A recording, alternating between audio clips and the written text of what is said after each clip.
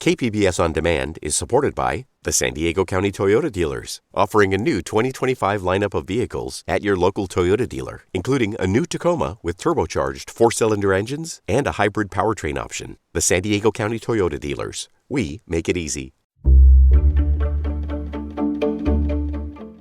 Good morning. I'm Eric Anderson, in for Debbie Cruz. It's Thursday, December 22nd. The city of Coronado could soon face a lawsuit for not building enough affordable housing. More on that next, but first, let's do the headlines. California's ban on flavored tobacco products is now in effect, the new state law making it illegal to sell menthol cigarettes or flavored vape products and cigars. San Diego City Councilmember Marnie Von Wilpert led the campaign for a similar ban in the city of San Diego. For decades, we've seen the major big tobacco industry hook adolescents and kids by marketing a wide variety of highly addictive flavored products. A National Association for Convenience Stores says a large part of their tobacco sales are flavored products, and the ban will push buyers to illicit sources. California Senator Alex Padilla this week proposed more than $63 million in federal funding to support 22 projects in San Diego County. Projects expected to receive funding include an ocean pollution research project by the Scripps Institution of Oceanography and San Diego County's Mobile Crisis Response Team. Padilla said the proposed funds will next head to both chambers of Congress for approval. Over the past 5 weeks, gas prices have dropped steadily in San Diego County. The average price for a gallon of regular gas yesterday was $4.43. Prices are down more than $2 a gallon since rising to a record of more than $6 a gallon in October. From KPBS, you're listening to San Diego News Now. Stay with me for more of the local news you need.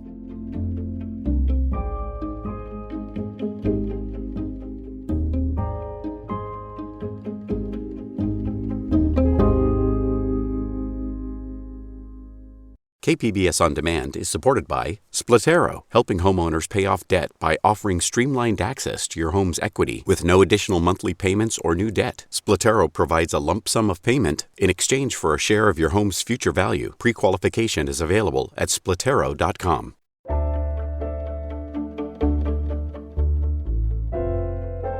State housing officials are dialing up the pressure on Coronado to zone for more affordable housing. KPBS Metro reporter Andrew Bowen says the city could soon face a lawsuit. State law requires cities to adopt plans that zone for enough homes to accommodate population growth. But Coronado's plan, adopted last year, zoned for only a fraction of those homes.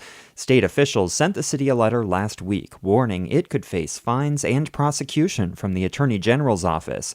Melinda Coy is with the state's Housing and Community Development Department. They are working on a draft. However, we do not have a timeline yet for completion or when that draft will come to us, which is something that we requested in this notice of violation. Coronado says it's working on an updated housing plan that meets the state's requirements. Andrew Bowen, KPBS News.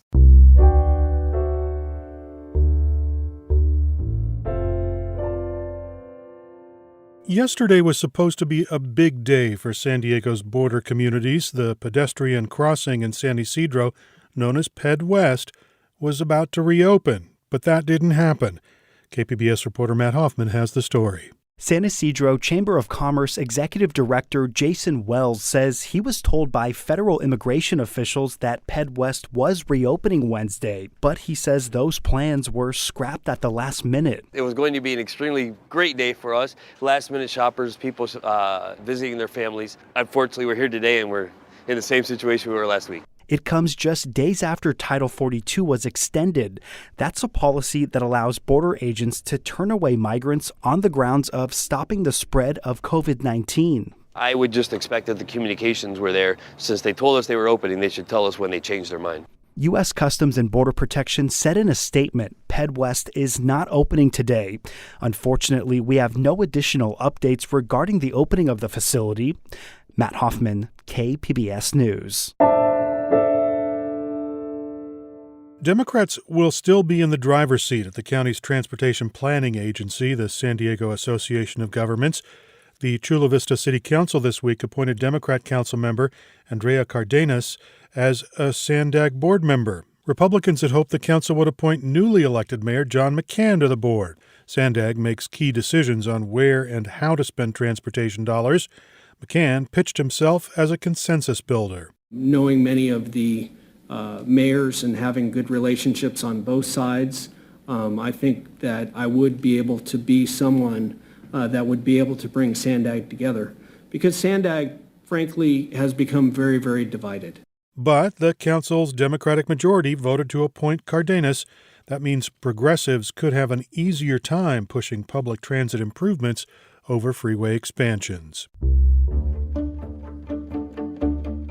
Coming up, what will the weather be like over the holiday weekend? We'll have that story and more next, just after the break.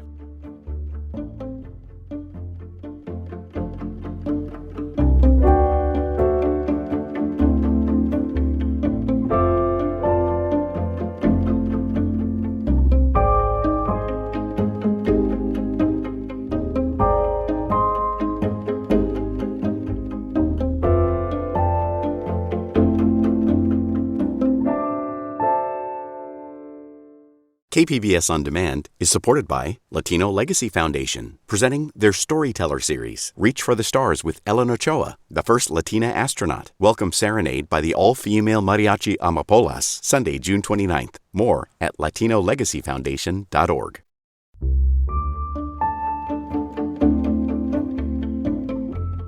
For people driving on the freeway right now or just looking out a window at work, don't get too comfortable with the current temperatures. By Christmas Day, the forecast is expected to be a lot warmer in San Diego County. But in the meantime, just about every other part of the U.S. is preparing for a bitterly cold winter storm. For more on how this can affect your travel plans this weekend, Brian Adams, a meteorologist with the National Weather Service, joined KPBS's MG Perez with a weather update. So let's get right to it. What is happening with this winter storm over the next few days?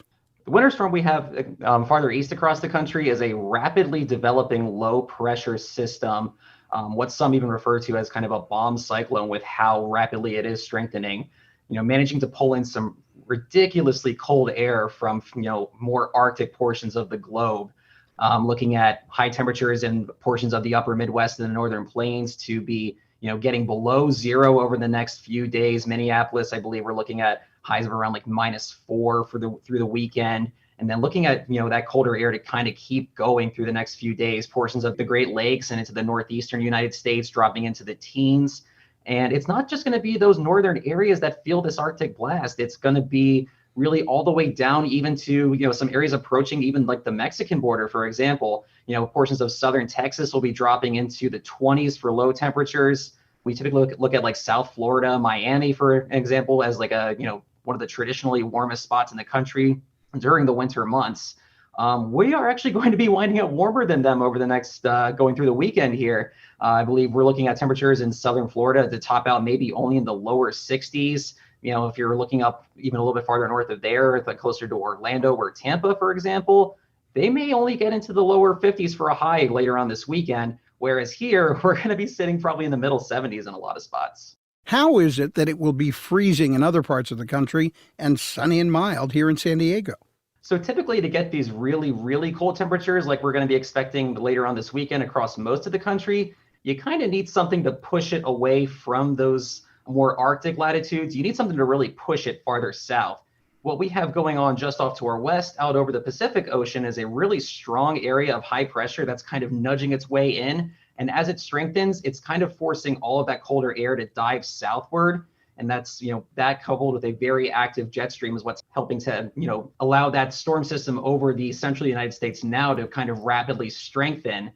So that area of high pressure is kind of what's ultimately driving all of this and forcing all of that colder air, into areas east of the Rockies, whereas we here kind of reap the benefits of this high pressure and wind up under that much warmer air. How long will it last? We're looking at this to kind of remain in place through much of the weekend, not really looking at much of a substantial pattern change until probably sometime during the early to maybe even middle portions of next week. This area of high pressure is going to largely remain kind of anchored in place through probably the early portions of next week before it finally, weakens and moves off to the east, resulting then in kind of more of just a more mild pattern for the vast majority of the country, which means, obviously areas east of the Rockies will warm up from the frigid air that they're going to be experiencing this weekend, whereas then we will also kind of meet them in the middle, so to say, and cool down a little bit.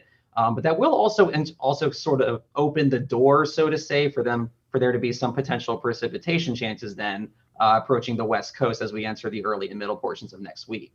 Okay, Brian, let's get to the important stuff. Travel. I have a flight out of San Diego Friday night headed to Houston to be with my family. What is the worst day for travel, or is it all going to be bad? As a whole, you have to factor in already. This weekend in general, the holiday weekend is already going to be kind of hectic travel-wise, but it seems like especially Friday and Saturday do seem like they're going to be pretty rough because those more southern portions of the country not quite used to this extreme cold. So travel there is already going to be hectic, whether it's, just the typical holiday air traffic versus then the ground traffic with any potential for, really cold air and potentially any wintry precipitation involved there as well. With a lot of these like some more southern areas, we're not typically used to seeing, more wintry impacts. So definitely want to budget, more than enough travel time that you would ever really think of if you're going to be visiting really anywhere approaching the Gulf Coast later on this weekend. Okay, so for people who are staying in town, just how nice is it going to be for San Diego this holiday weekend? The weather here will be more reminiscent of spring or maybe even early summer in a lot of locations. For Saturday and Sunday in particular, we're looking at high temperatures along the immediate coast to reach probably the lower to middle 70s. And then if you go just a little bit farther inland, maybe closer to like the 15, for example, we will probably see a lot of locations reaching or even exceeding the 80-degree mark. So it'll be pretty darn nice through a lot of this weekend. That was Brian Adams, a meteorologist with the National Weather Service, speaking with KPBS's MG Perez.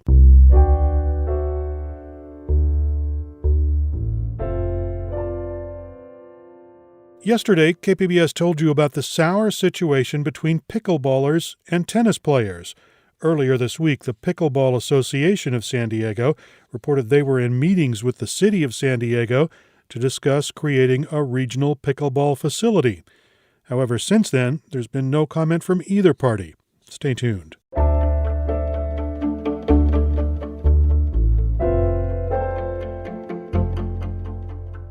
The 501st Legion is a worldwide costuming organization run by fans dedicated to creating screen-accurate villain costumes from the Star Wars universe. When KPBS arts reporter Beth Accomando got her own stormtrooper costume, she decided to attend an armor party of the local Imperial Sands Garrison to find out about joining the Legion. I really am too short to be a stormtrooper, but Dean Amstutz assures me I'm not. 501st does not discriminate based on height, body shape, gender, anything like that. Amstutz is the Garrison membership liaison. He's in charge of approving all the costumes for the San Diego and Imperial Rural County areas, including my stormtrooper. I can tell from looking at the lenses, these are bubble lenses, that this is an A&H Hero helmet instead of a stunt, which was the ones that like Luke and Han wore. They wore the Hero versions. Amstutz consults something called a character reference library. We call it a CRL for short, and it's basically the list of requirements you have to meet for the costume to be screen accurate. So part of the 501st Legion is that we are all about film accuracy. So we don't want to look like just guys in stormtrooper costumes. We want to look like we stepped right off the film set. Or onto one. Although the volunteer organization is not affiliated with Lucasfilm, members of the 501st recently appeared as extras in the Obi-Wan Kenobi show, and they arrived on set in full screen-accurate gear. The 501st includes all the Star Wars villains and all variations of stormtroopers. Yes, there's dozens of actually different types of stormtroopers from the movies, from the animated shows, from comic books. So there's dozens of different types of troopers. That means a CRL for each, says Lindsay Seapock, Legion Executive Officer. We try to get angles from all the sides. Sometimes we even have to use action figures if we don't have all of the sides that we need, though we try to rely on action figures a little bit less. Seapock is second in command for the global organization of 14,000 members in 60 different countries.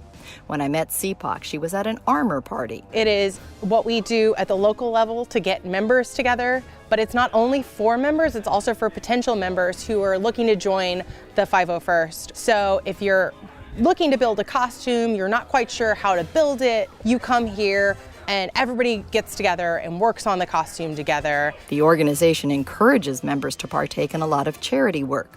Shane Hawley is the Garrison Commanding Officer of the Imperial Sands Garrison.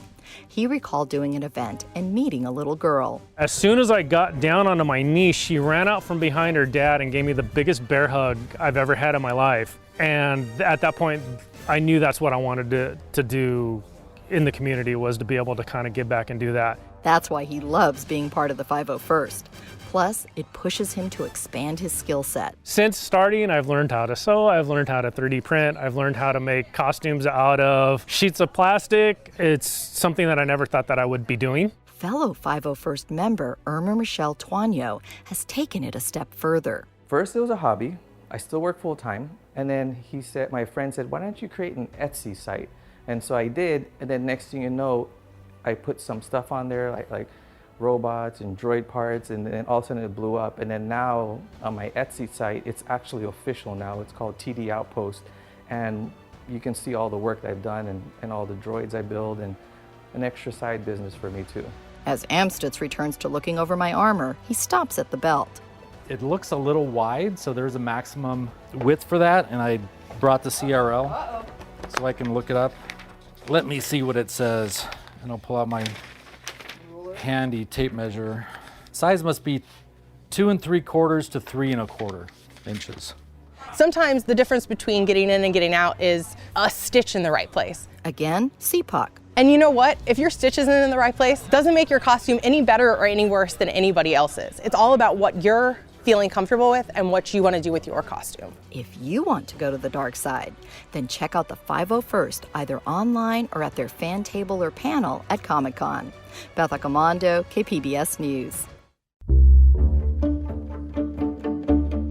That's it for the podcast today. As always, you can find more San Diego news online at kpbs.org. I'm Eric Anderson. Thanks for listening and have a great day.